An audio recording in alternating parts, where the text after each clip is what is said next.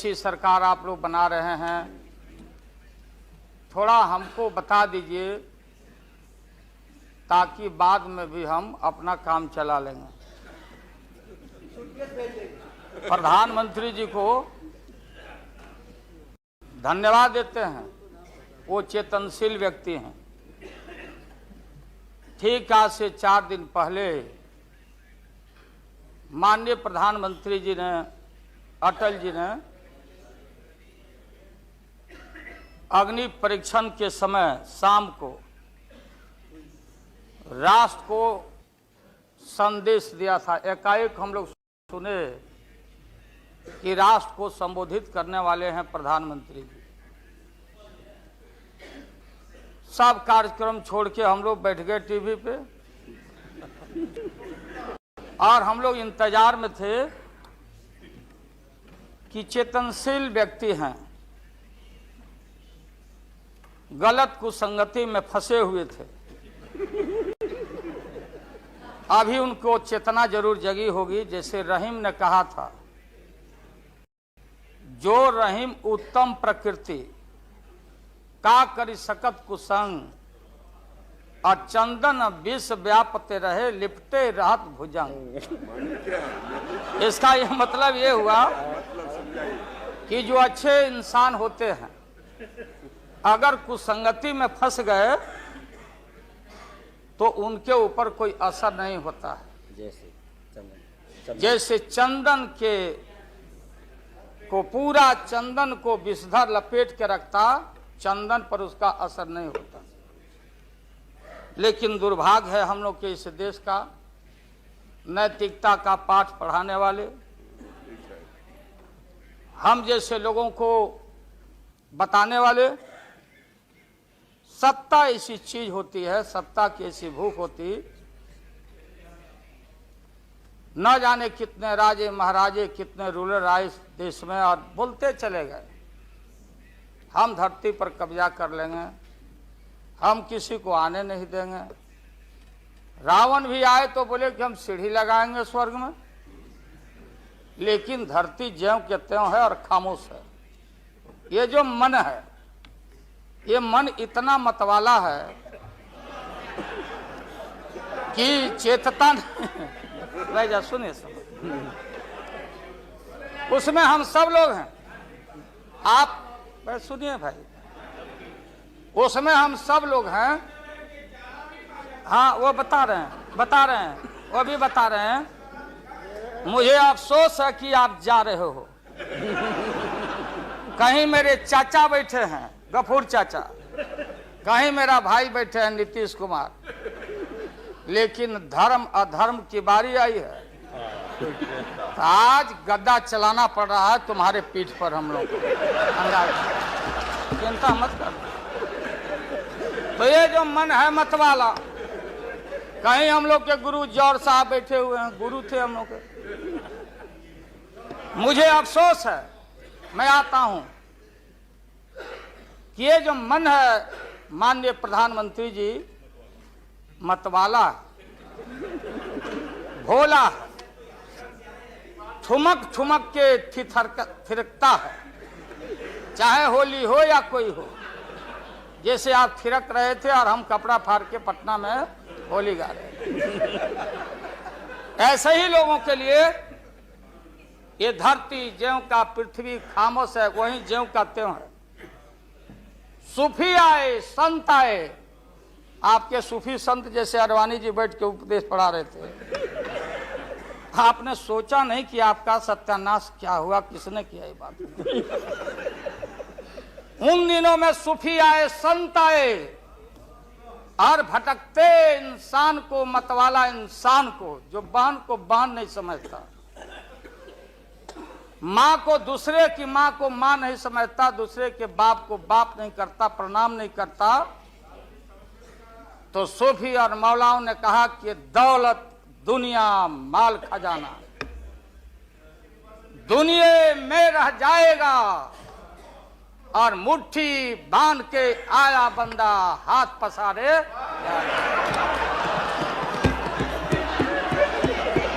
जैसे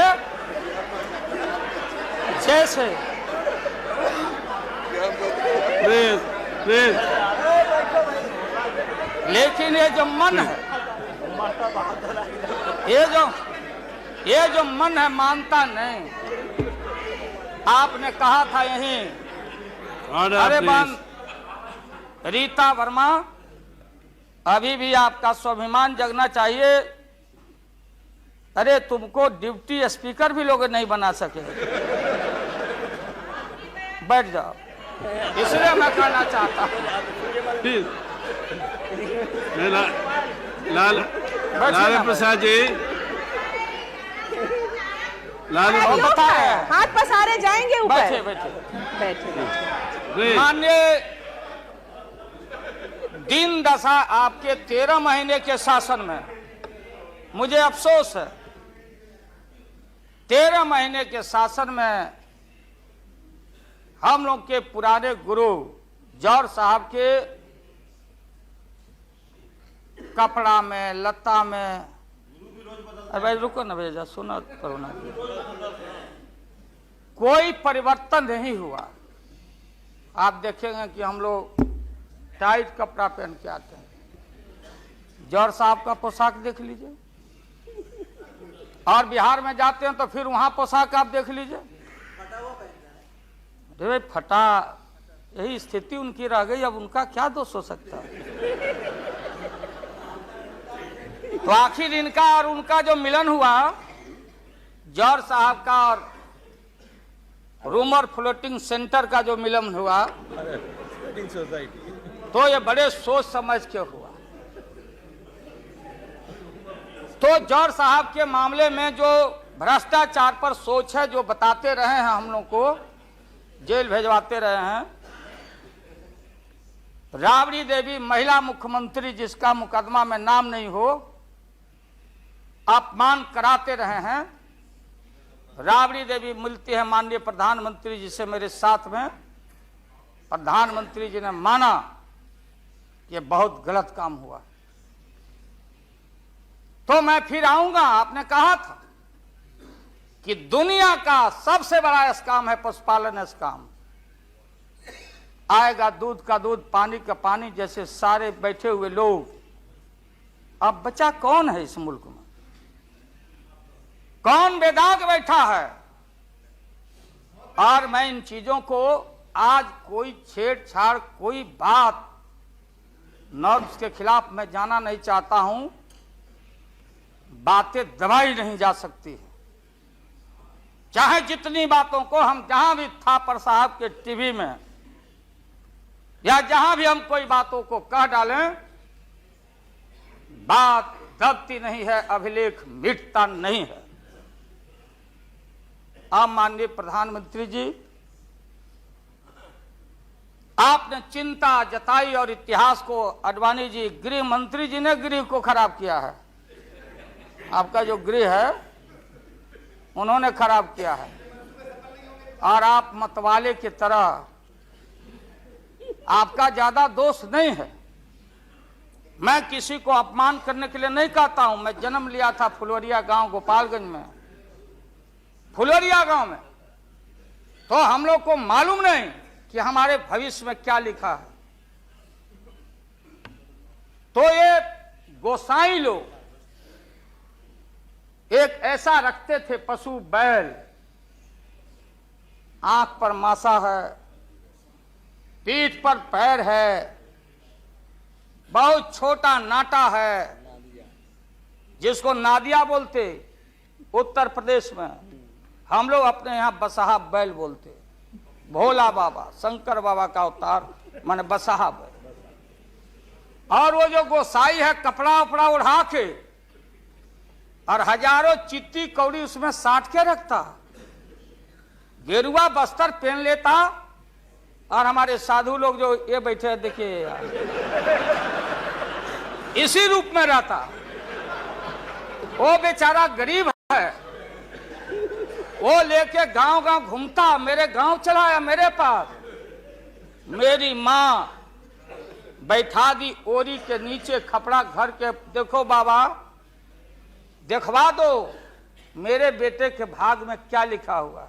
ये हम ही अकेले नहीं, लाखों लोग जो गांव से आते उनको इन बातों की जानकारी है। अब वो गोसाई बाबा दोनों हाथ को मुट्ठी बांध के आगे करते कि इसमें नौकरी मिलेगा कि नहीं या इसमें नहीं मिलेगा, तो दोनों मुट्ठी जब आगे करता तो गोसाई बाबा बोलता, बोलो भोला, देखो देखो इसके हाथ में क्या लिखा है। तब बैल का स्वभाव है बसहा का कि जब मुट्ठी बढ़ाइएगा तो समझेगा कि कुछ खाने को दे रहा है, तो कभी बाएं में कभी दाएं में सूंघता।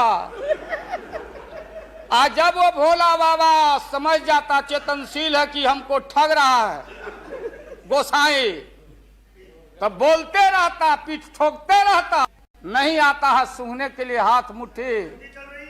तब गोसाई पीछे से खोदता, तब वो ध्यान दे घंटी करके, महोदय मैं अपमान का नहीं, आप कभी कभी बढ़ते थे कोई काम करने के लिए, लेकिन फिर रिवर्स गियर में चले आते।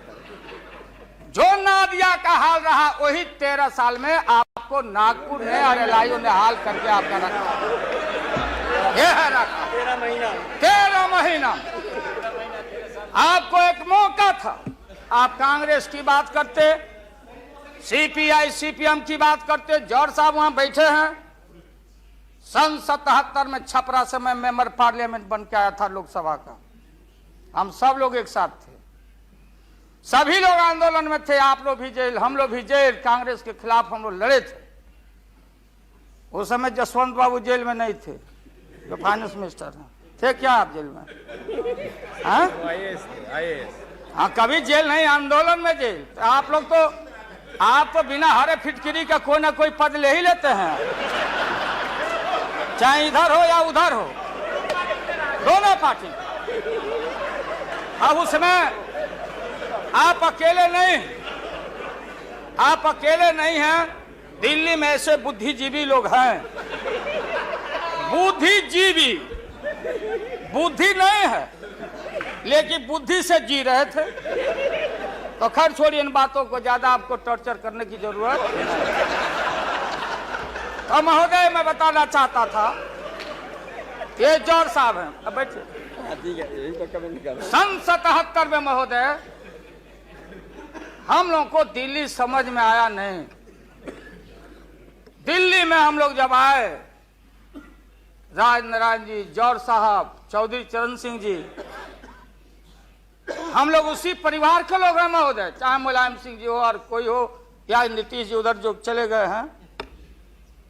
हमारे मुंह में सीधे 32 दांत है, उनके पेट में नीतीश के दांत है जो वहां चले गए। पेट में दांत, पेट वाला दांत बड़ा खतरनाक होता है। तो महोदय मैं सन 77 को याद दिलाना चाहता हूं, हम तो आपसे लड़ाई शुरू से लड़ रहे हैं, ये नई बात नहीं, किसी कारण से नहीं। जनता पार्टी का खंड खंड हुआ, कोई यहां गिरा, कोई वहां गिरा, कोई वहां गिरा। बंगलोर में हम लोग जुटे, नाम का सारा झगड़ा, ये सब बात। लेकिन सन 77 के सत्ता को हम लोगों ने लात मारा था। क्यों मारा? हम सत्ता के भूखे नहीं हैं। हमने उस सवाल को उठाया था। अरे नए नए आप आए हैं, मुझे अफसोस है कि आप लोग जा रहे हो इन लोगों की वजह से। सन 77 में दोहरी सदस्यता का सवाल उठाया गया था मजबूती से हम लोगों के द्वारा कि अगर आरएसएस में रहना है।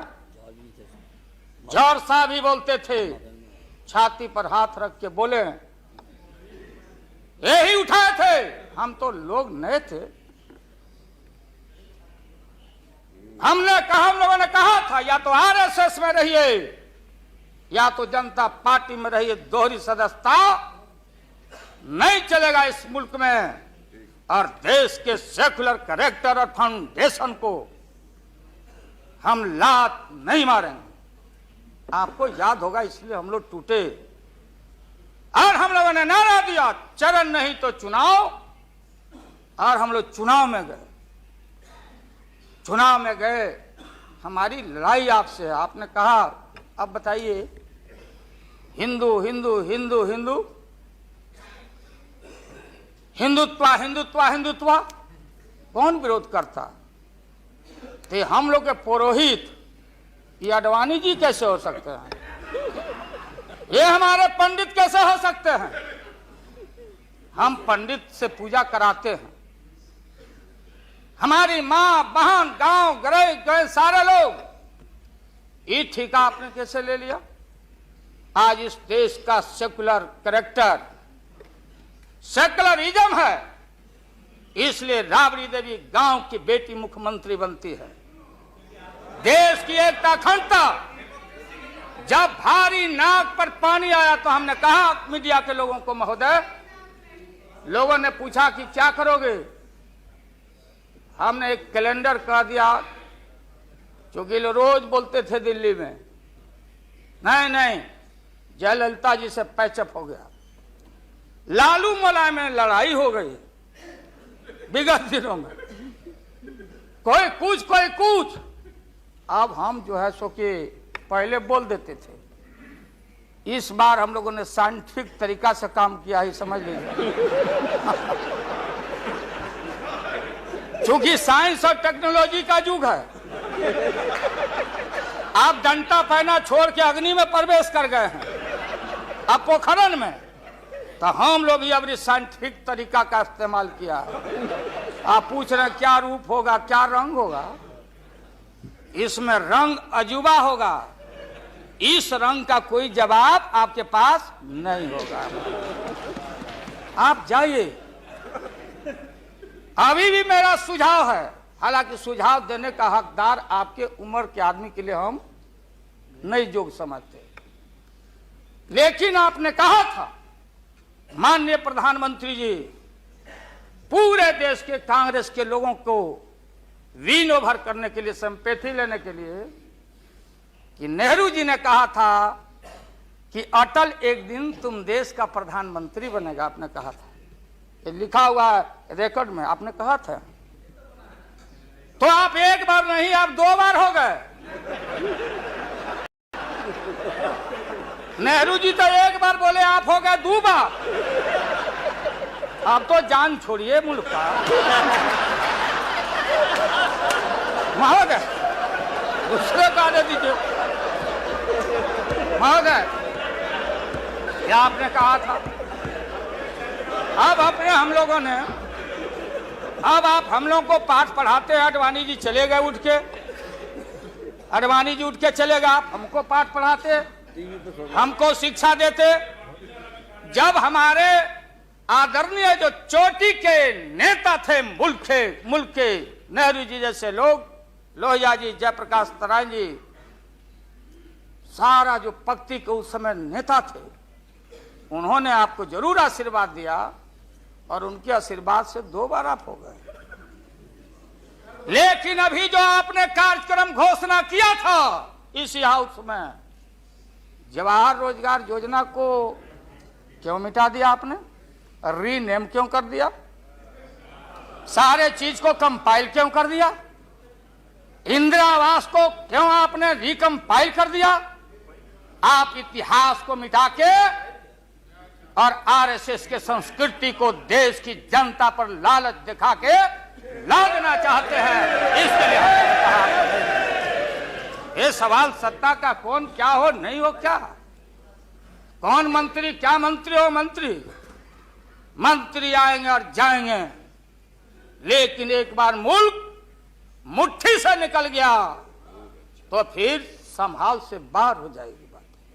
इसलिए आपसे निवेदन है कि आप वोटिंग के पहले सीधे राष्ट्रपति भवन में चले गए। आपने पहले भी ये काम किया है, और ये लोग घेर घेर के आपका अपमान करवा रहा है। कह रहा है कि जीत जाएंगे, जीतेगा, आप तो हार चुके हो। गलत फहमी में नहीं रहना। आज इस बार वोटिंग होगा खड़ा होकर, अगर वोटिंग भी हुआ तो। अब वो टेक्निकल काम में हम लोग नहीं जाएंगे। उस बार आपने भी गलती कर दिया था और हमारा भी बटन गलत दब गया था। प्रधानमंत्री ने भी। इसलिए मेरा निवेदन है, देख, अरे भाई रुकिए ना क्या जी। हाँ, बोगस वोट पड़ी थी, उसका क्या हुआ? बोगस वोट जो पड़ा था ना, अबरी ऐसा दुरुस्त वोट पड़ रहा है कि हमेशा के लिए याद रहेगा आपको, बढ़िया से वोट पड़ेगा। इसीलिए मैंने कहा कि पीला वाला कागज नहीं रहेगा, कहाँ लाल जला कहाँ उजर जला।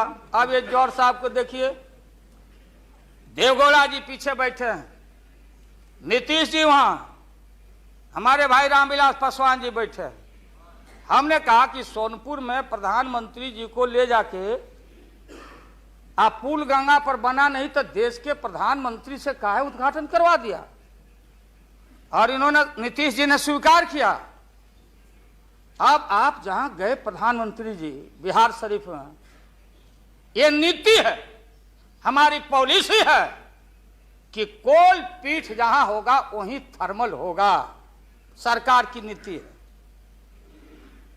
औरंगाबाद में ये जो प्रोजेक्ट था बिजली का, वहां से समता पार्टी का समर्थन, वहां का एमपी यहाँ बैठे होंगे लड़का, वो राम नरेश भाई हमारा लूटन सिंह थे, उनका लड़का, हम लोग लूटन यादव बोलते थे, हम जान दे के जीता थे। वो लड़का, क्या हालत है समता पार्टी का, आप जाके देखिए औरंगाबाद में। नीतीश जी ले गए वहां, कहां ले गए? बाढ़ में। बाढ़ में थर्मल, जहां वाटर लॉगिंग है, जहां जला का पूरा इलाका है, वहां ले गए और आपसे ले गए, वहां उद्घाटन करवा दिए। हमने कहा है प्रधानमंत्री को, हमने मुख्यमंत्री को सुझाव दिया है कि राजेंद्र सिंह से पूछो तो, लिख करके राज्य सरकार, कि ये प्रोजेक्ट कब बनेगा, कब बना है, कितना पैसे का प्रावधान है। जो हम कर सकते हैं वही काम करें। बिहार को कितना ठगा जाएगा आप बताइए तो। अभी 14 तारीख को जौहर साहब, नीतीश जी चले गए नालंदा में, कहा राजगीर में। राजगीर हमारा संस्कृति और हिस्ट्री, हमारा जरासंध का अखाड़ा है, हमारी संस्कृति है, शांति स्तूपा है। वहां आपने कहा कि ऑर्डिनेंस फैक्ट्री हम लगाएंगे। आपने कहा था कि नालंदा में वोट के लिए ऑर्डिनेंस फैक्ट्री लगाएंगे, और जब आपको मालूम हुआ कि आपकी विदाई हो रही है तो जल्दी जल्दी कम से यहां बैठ के एमपी आपको ठीक करना चाहिए था। आप चलेगा वहां राजगीर, भिजवा दिया आदमी की राबड़ी देवी मुख्यमंत्री को भी अतिथि के रूप में लाइए। आज से पहले जितना आपने काम किया है बिहार में, उद्घाटन चाहे रेल का हो या पुल का हो या कोई चीज, कभी बिहार के जब फेडरल सिस्टम है, संविधान एक है, राष्ट्रपति एक है, सुपरमेंट है, स्टेट जहां क्षेत्रीय पार्टियों को आपने कहा कि हम आपको स्ट्रेंथन करेंगे, राज्य को हम स्वायत्तता देंगे, लेकिन राज्य के मुख्यमंत्री को पता नहीं, और केंद्र का मंत्री जाके जहां मन में आता माटी कोड़ता, उद्घाटन करता, झूठ बोलता, बिहार को चीट करता। इसलिए हमने कहा ऐसा ही लोग महसूस नहीं करें, हम कॉपरेट करना चाहते थे आपको बिहार के विकास के लिए।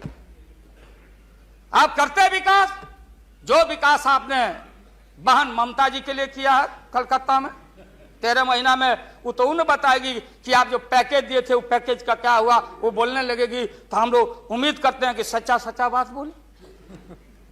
तो हम लोगों ने कहा था ये झूठ नहीं होना चाहिए। हमने कहा कि भाई बिहारी लोग बड़ा भारी, हमेशा ठगे जाते रहे, राज्य सरकार की जो कुबत हो, आप बताइए वहां पानी कहां है? हमने मालूम किया कि सफिशिएंट वाटर होना चाहिए आयुध कारखाना के लिए।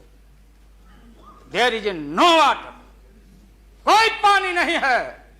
तो अब आप झूठ मूठ के, आप लोगों को डर हो गया कि चुनाव हो जाएगा, जान बचाना है, तो झूठा एक खोल दिया आपने वहां कि भाई हम तो खोल दिया था कारखाना, इन लोगों ने हमारी सरकार को हटा दिया, इस बार जोर लगा दो फिर कारखाना खोलेंगे।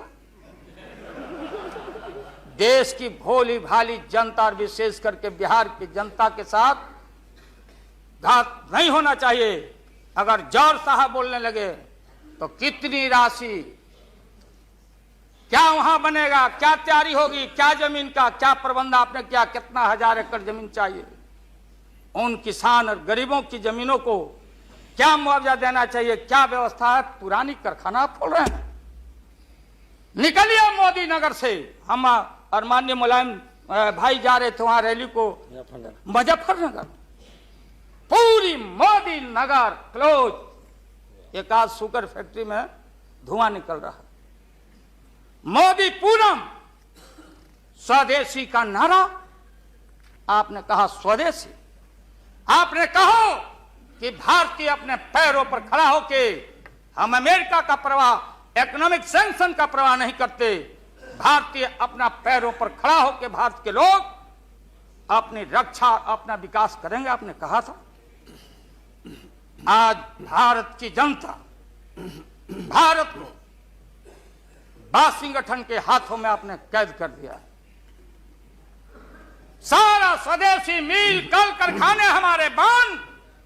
बड़े पैमाने पर जो मजदूर है, गरीब है, गरीबी और गारत बढ़ रही है। अन्य चीजों में, कंज्यूमर्स गुड्स के मामले में महोदया, देश की स्थिति, अगर एक क्षण भी अगर ये रहते हैं इस मुल्क में, इनका शासन रहता, ना जाने कितना खमियाजा इस देश की माइनॉरिटी जो सर्वहारा के पेट के ऊपर हमला होने वाला है, चाहे किसान हो या मजदूर हो, जो भारत के बेटे और बेटियां हैं। आपने कहा था कि कम से कम हम पीने का पानी का प्रबंध कर दें। जिस समय आपका संबोधन हो रहा था, पीने के पानी का सवाल, न जाने अखबारों ने लिखा है कि आगे लड़ाई जो इस भारत में अंदर मोहल्ले मोहल्ले में पानी के सवाल पर हम लड़ेंगे, लड़ाई होगी। आपने कोई पानी का प्रबंधन नहीं किया। पूरा का पूरा 13 महीना में सारे जो लोग अपने को बोलते थे कि हम सादगी वाले लोग हैं, ब्रह्मचर्य लोग हैं, सत्ता का हमको परवाह नहीं है, 13 महीना में सत्ता के भूख में सारा ब्रह्मचर्य आपका टूटा है। ये जब ब्रह्मचर्य टूटा है, आडवाणी जी, ये मत हम लोग के ऊपर दोहमत मढ़िए कि आप में और वाजपेयी जी में दरार हम लोग पैदा किया है। सत्ता ऐसा है और सत्ता का भूख ऐसा मतवाला है कि न जाने कितना दरार टुकड़े टुकड़े आप हो चुके हैं, भीतर निहार के आप देख नहीं रहे हैं और आप लोगों को बता रहे हैं। आपने कहा कि हम मंत्रिमंडल का विस्तार करेंगे। ये बैठे हुए लोग, ये हमारी बहन ममता, ये मामूली आदमी है, मजबूत आदमी है ममता। उसकी ताकत थी, चाहे जहां से लड़के आए। कहा था ममता जी ने कि हम अगर बनाते हैं तो हम रेल लेंगे। रेल, वो बोला कि हम, नीतीश जी या जॉर्ज साहब बोले कि हम रेल नहीं, नीतीश बोले कि हम नहीं छोड़ेंगे रेल। तब पंचायती करने चले गए जॉर्ज साहब की भाई सरकार टूट जाएगी, नीतीश मान जाओ। तो नीतीश जी ने जॉर्ज साहब को कहा कि खबरदार, फिर बिहार से लड़ना नहीं है क्या आपको? तो ये स्थिति है आपकी। आपने शकुनी चौधरी जी को, हमारा चाचा, हमारे गफूर साहब है मामूली आदमी, राज का मुख्यमंत्री रहे हैं, हम लोग उनके बेटे हैं, हम उनका वोटर हैं, ये गोपालगंज के हैं, ये चचा हैं हमारे, इनका सम्मान है। ऐसे व्यक्तियों को आपने तरहीब दी, आप फंसा के रखे हैं लोगों को। रुके रहो, अब एक्सपेंशन हो रहा है। अब मंत्रिमंडल का विस्तार, आज जब लोहा गर्म हो गया तो नीतीश जी ने कहा होना चाहिए।